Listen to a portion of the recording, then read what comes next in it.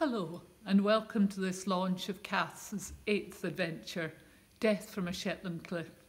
This is really exciting. I've never had an online launch before, and it's just so lovely that I can welcome people from all over the world. So hello to Fiona and Robin down under.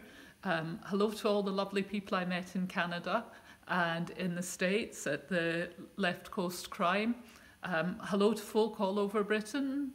Hello, Christian in Germany, if you're listening, and my friends in France. Hello, everybody, and welcome. This is going to be a half hour of music and poetry and prose, and it's starting off with a song, and it's a very well-known song, but a long time ago, back in the 60s, when some of us were younger than we are now, 64 was an absolutely unimaginable age that we never thought we'd reach, and now we've got there. When I get older, losing my hair, many years from now, will you still be sending me a valentine, birthday greetings, bottle of wine? If I've been out till 2:45, would you lock the door? Will you still need me, will you still feed me when I'm 64? La la la la la la la la la la la. You'll be older too, and if you say the word, I could stay with you.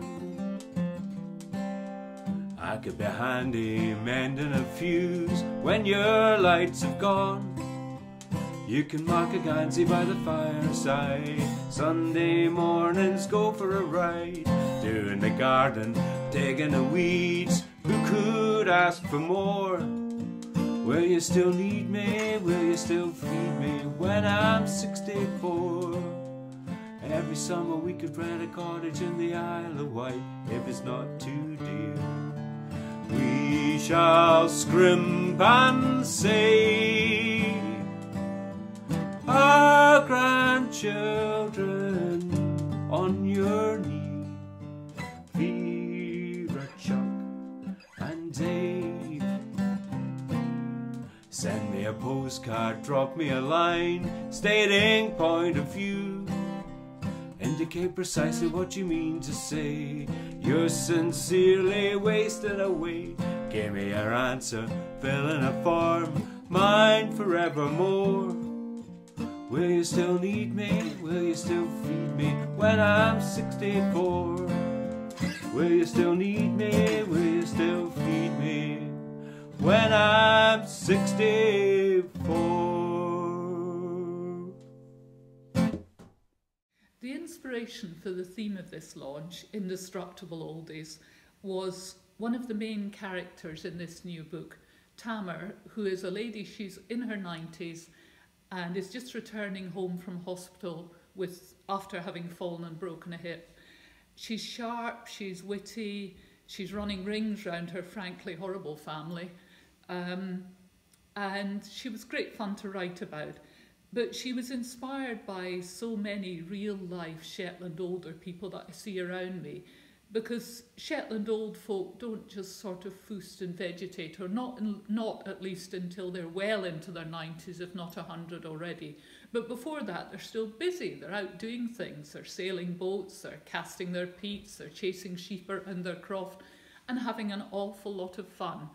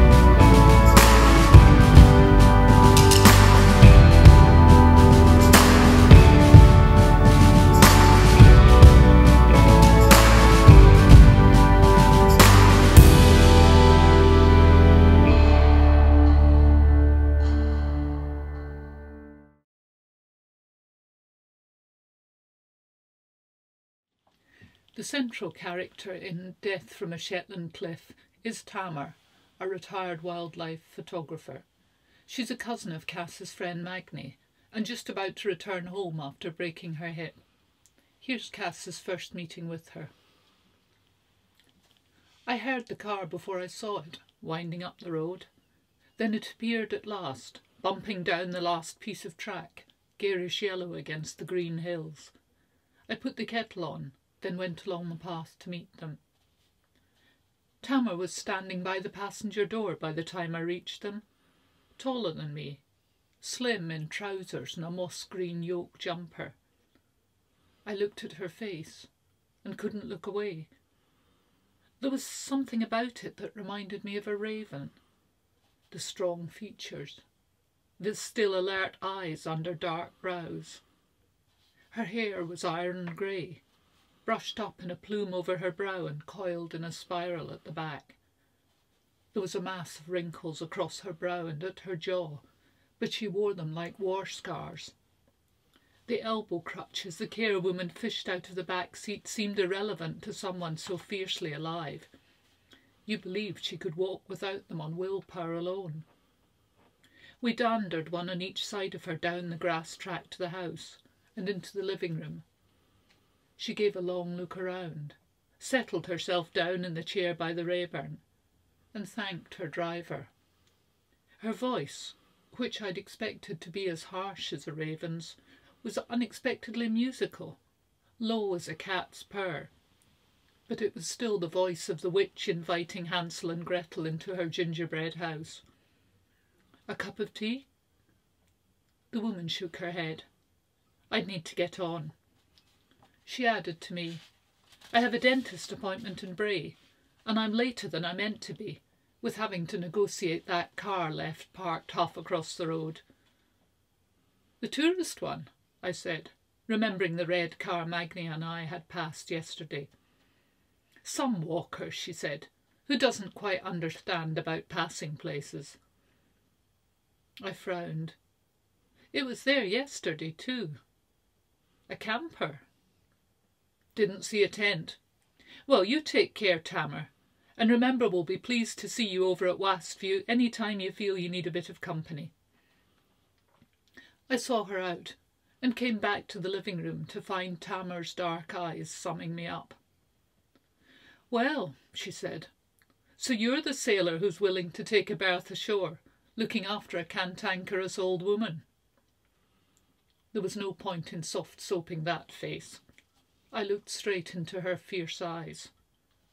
Unless you really need me in the house at night, I'll sleep on board. And if you're cantankerous enough to forget the rules of civil behaviour, I'll sail away again. She looked startled. Then a thin smile curved her lips. A helper, not a servant. Agreed. She held out one hand, and I shook it, feeling the brittle bones under the linen fine skin, then stepped back. What do you want me to do first? She gave that thin smile again. Let's test your intelligence. Left to yourself, where would you start? It was 1:30. I'd check whether you had lunch before they brought you over, and give you the soup I've made if you hadn't. I'd get the kettle on to make you a cup of tea. I'd ask what you wanted to do this afternoon. I'd find out what time you want dinner and what you'd like for it. No, they didn't, and yes to your soup. Coffee, not tea. She was tack sharp. Rest this afternoon and be glad to be home. Dinner at 6:30. Is there bread in the house? And can you do scrambled eggs? I nodded. Her fierce gaze went around the room and returned to me. Magnie said you need to learn to run a house and look after a man. Oh, he did he? I can run a boat. I don't see why a house should be any different. My cooking's based on how little gas it uses up. Fry-ups, a pressure cooker, or an old-fashioned hay box. Stir-fries and vacuum flasks. It was amazing what could keep cooking in a flask. Rice, of course, but I'd also made soups and stews, putting them in the flask first thing and leaving them all day. She nodded. You'll soon learn. I was half your age when I got my first job down south. In service, they called it. A lot of Shetland lasses went off south to be maids in a big house. I was under cook in the main home of the laird over at Sand, a mansion in Perthshire. I started just at this time of year, and the first thing I saw was a great pile of dead pheasants on the kitchen table. Never seen one in my life, of course. The thin mouth crooked downwards. That was the tail end of the war. What I don't know about pickling and preserving every last thing that grows isn't worth knowing. Her eyes shot up to mine again. Magni said you haven't a driving licence. How are you going to do the shopping? Aid Community Co-op or Bray Co-op. They both have a handy marina. She laughed out loud at that, a harsh rasp. Resourceful within your self-imposed difficulties. If you can drive at all, we'll shop together. I'll sit past driver. She gave me another of her sharp glances. I went to London at 16. Drove a taxi there for a bit. Her voice went mock cockney. Had that Winston Churchill in the back of me cab several times over, governor.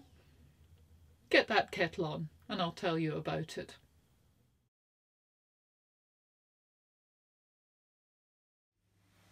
I'm really pleased to have several guests with us here tonight, and the first one up, I'm delighted to say, is a dialect speaker, so at last you'll hear what characters like Magni should really speak like. Mary Blance was called the voice of Shetland in Death on a Longship and made Cass feel homesick when she was sailing back and heard her voice again. Thank you, Mary. Well, Marsali, the theme for this book launch is Indestructible Oldies, and I thought about this for a long time, and I thought, yes, you have indestructible oldies, but they're actually made rather than just happening.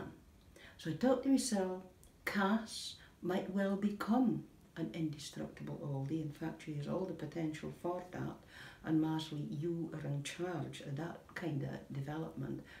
But when it came to choosing poetry, I thought, well, if they're made, it starts in childhood, and the thing that both Marsali and Cass have in common is a love of the sea and sailing.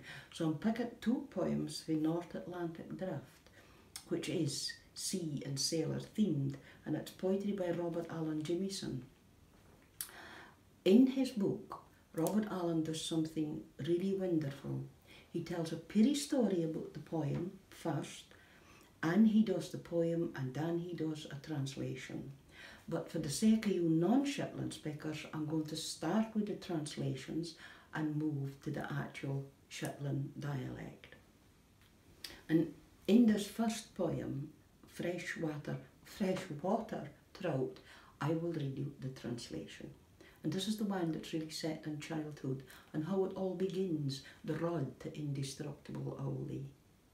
Before he learns to ride a bike, he's carefully rowing the skiff round and around Melby Loch, 6 years old, and dark peaty waters slapping at the side.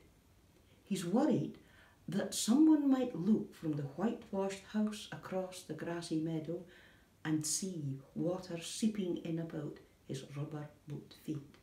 And he'd get an earful when he got home for not telling anybody that he likes danger too. Friskwater Trout.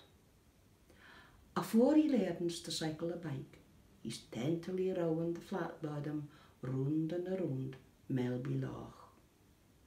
6 year old, and dark petty waters slapping at the side. He's worried that something might kick for the whitewashed house across the gutty meadow and see water seeping in about his rubber boot feet, and he'd get a lugful when he went home, for no telling anybody he'd lick at danger too. And that's the first poem, Freshwater Trout. The second poem taxes on a bit, and its English title is Seafaring. This is the translation. Beyond the flat earth of the boundaries of sense, he knows The world is just a round blue ball people circle in order to work and live. A global awareness. If you spit in the ocean, that drop might reach Eshness. But hoist the sail and you go where you please to newfound land. And the Shetland. Sea Vagin. Ayont the flat earth at the boundaries of sense, he kens. The world's just a round blue bar, folk circle to work and live. A global awareness. Do spots it to the ocean, a drop might wreck Eshness. But hoist do a sail, do gings qua do will to Newfoundland. So I'll dedicate that 2 poems to Cass and to Marsali. Here's Tale and bon voyage for the new book.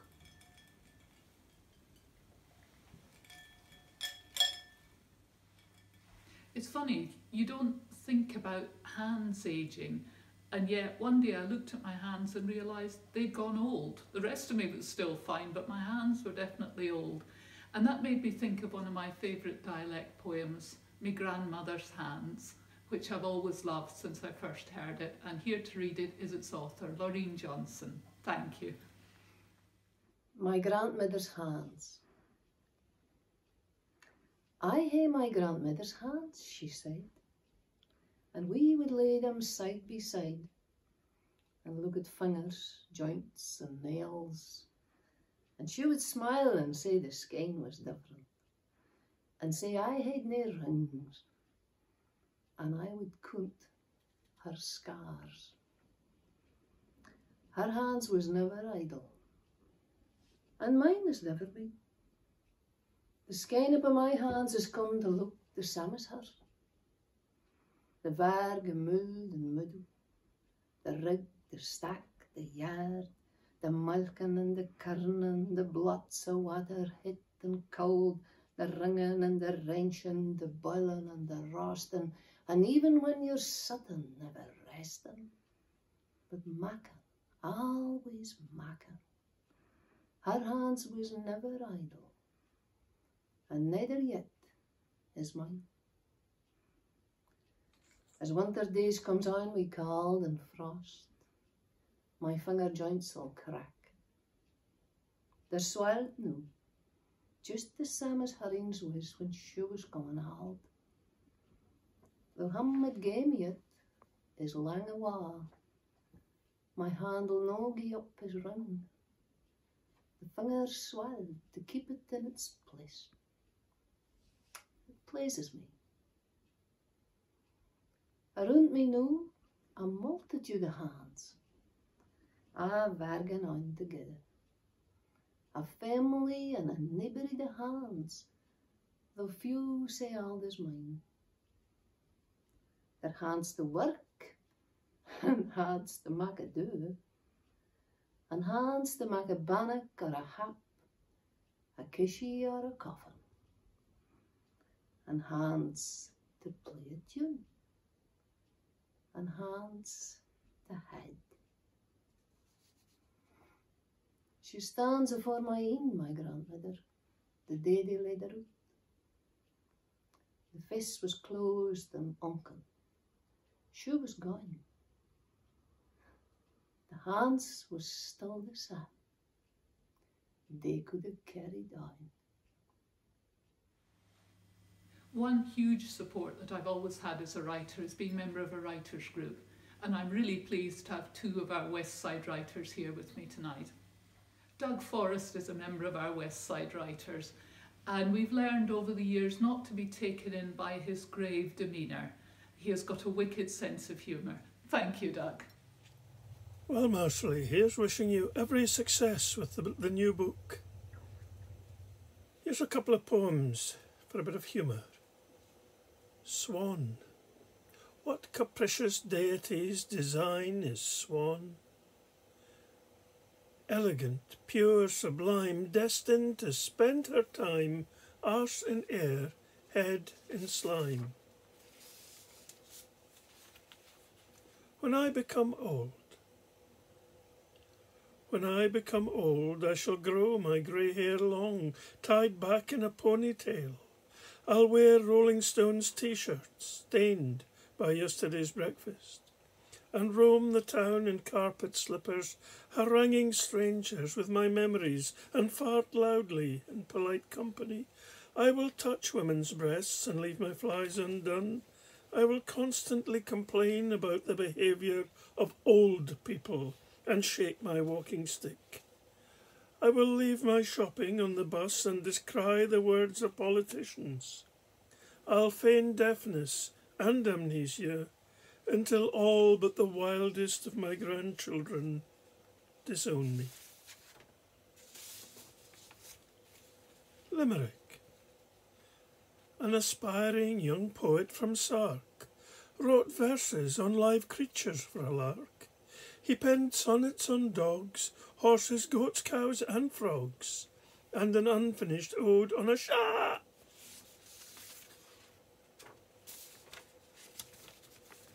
And finally, Fred the praying mantis. An amorous mantis called Fred took his sweet bride off to bed. Post-coitus she whined, "It's time that I dined." Then she bit off his head. Barbara Fraser is a member of our West Side Writers Group. When she can manage to find the time, which is only in winter, because in spring she's busy with lambing, and in summer she's working the peats, and in the autumn then she's harvesting everything. But we're always very glad to see her when she comes, because she always makes us laugh. Thank you, Barbara.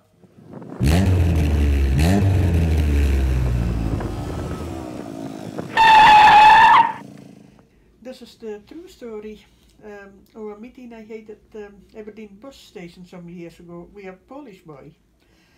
It's called the Pigeon, the Pole boy and me. They were nothing at Lanket, the Pole boy and me, till a pigeon jumped into his lap and started to nibble the piece he was eating, a muckle wheel-filled flurry bap. He was awful thing off, when you slip it a bit, and it fell with a splodge on my knee. "Dirty odds," I said, "did I hear him down? But it's dirty, I'll wipe it," said he. "What weird days is this?" I thought to myself, as he rubbed it and wrote at to clean it. It's been many a day for a man travelled my knee, so I sat back enjoying every minute. Then a blind lass appeared and hauled him away, glowered at me and said something like "nodder." And all that was left was the pigeon and me, and a slaster of coleslaw and butter.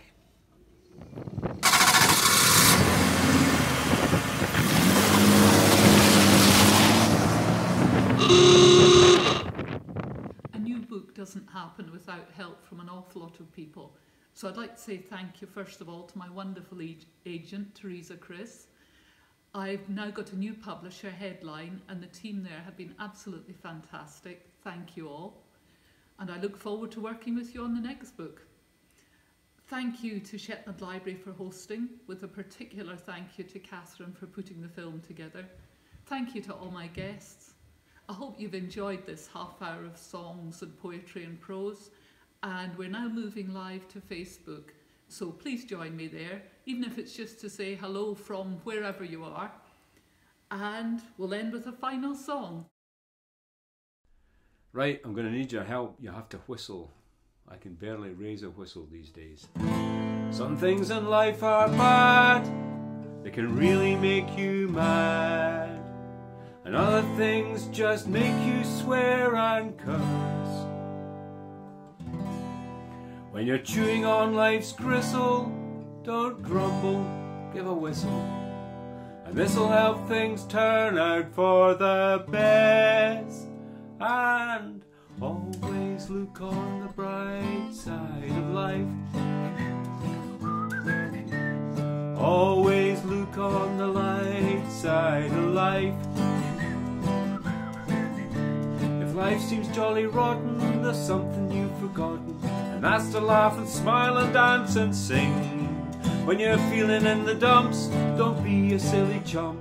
Just purse your lips and whistle, that's the thing. and always look on the bright side of life.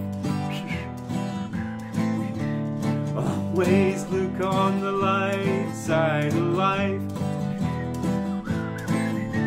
The life's quite absurd and death's the final word. You must always face the curtain with a bow. Forget about your sin, give the audience a grin. Enjoy it, it's your last chance anyhow. And always look on the bright side of death. Just before you take your terminal breath. Life's a piece of shit when you look at it. Life's a laugh and death's a joke, it's true. You see it's all a show, keep 'em laughing as you go. Or just remember that the last laugh is on you. And always look on the bright side of life. Always look on the light side of life. Always look on the bright side of life. Always look on the bright side of life.